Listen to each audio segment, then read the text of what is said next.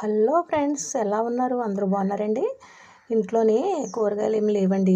మా ఇంట్లో ఇప్పుడున్న కూరగాయలతోటే నేను కూర చేస్తున్నాను. చూడండి ఒకసారి. ఒక బంగాళదుంప, ఒక వంకాయ, ఒక టమాటా, 2 ఉల్లిపాయలు, ఒక ములక్కాడ, 4 పచ్చిమిరపకాయలు.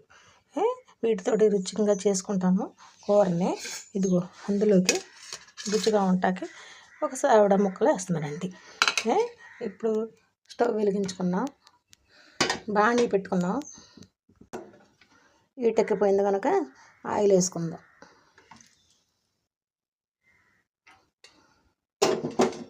ఆయిల్ కాగిపోయిందండి, ఉల్లిపాయలు వేసేసుకుందాం. పచ్చిమిరపకాయ ముక్కలు, ఉల్లిపాయ ముక్కలు వేసేసుకుందాం.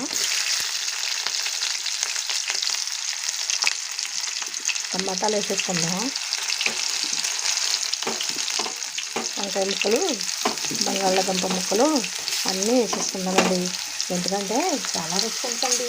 ఈ కూరని మీరు వండుకొని చూడండి ఒకసారి. ఇంట్లో చేస్తే ఏమీ లేవండి. మాది చాలా పల్లెటూరు. ఈ పల్లెటూరులో ఏమీ దొరకవండి. అందుచేత ఇంట్లో ఉన్నాయే చేసుకోవాలండి.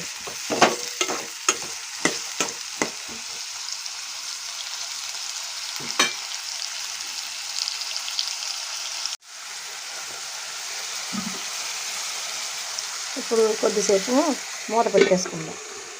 ఇప్పుడు మూత తీసేసుకుని కొద్దిగా ఉప్పు, కొద్దిగా పసుపు, కొద్దిగా కారం వేసుకుని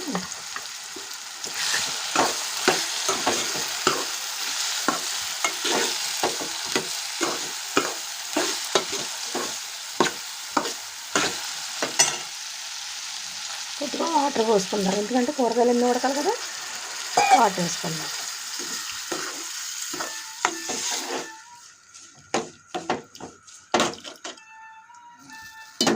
ఇప్పుడు ఇందులో ములక్కాడలు వేసేసుకుందాం.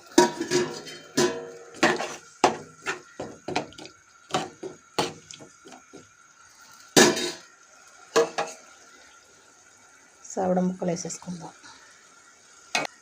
మూత పెట్టేసుకుందాం.